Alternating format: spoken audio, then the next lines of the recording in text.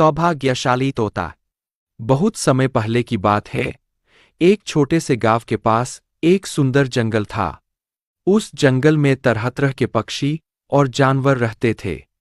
उन्हीं पक्षियों में एक अनोखा तोता भी रहता था, जिसका नाम चिरकू था।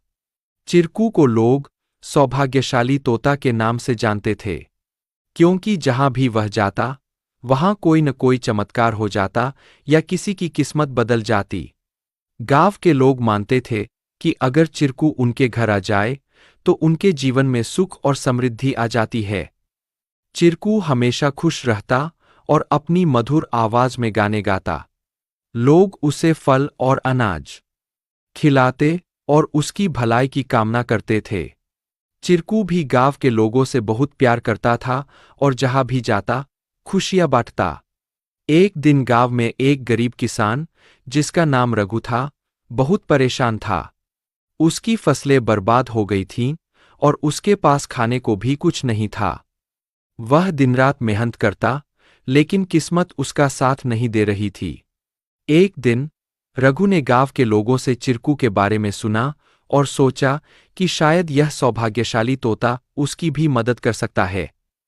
रघु ने तय किया कि वह चिरकू से मिलकर अपनी किस्मत बदलने की विनती करेगा। अगले दिन वह जंगल की ओर चल पड़ा और चिरकू को खोजने लगा। बहुत ढूंढने के बाद उसे चिरकू एक पेड़ की डाल पर बैठे हुए मिला। रघु ने बड़े ही आदर के साथ कहा। चिरकू ने रघु की बातें ध्यान से सुनी और उसकी आंखों में दया उमड़ आई। चिरकू ने अपनी चोंच में एक छोटी सी चमकती हुई पत्ती उठाई और रघु को देते हुए कहा, यह जादुई पत्ती है। इसे अपनी जेब में रख लो और जब तुम अपने खेत में काम करने जाओ, तो यह पत्ती तुम्हारी किस्मत बदल देगी। रघु ने धन्यवाद कहा और वह पत्ती लेकर अपने घर लौट आया। अगले दिन वह अपने खेत में काम करने के लिए गया। जैसे ही उसने खेत में जुताई शुरू की, अचानक से बारिश होने लगी।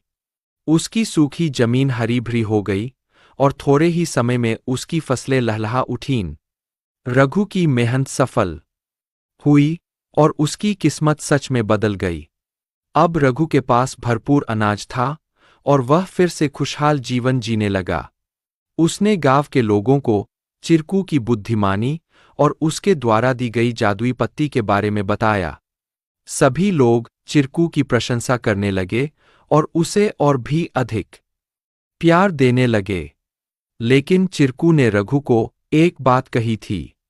याद रखना, यह पत्ती सिर्फ तुम्हारी मेहनत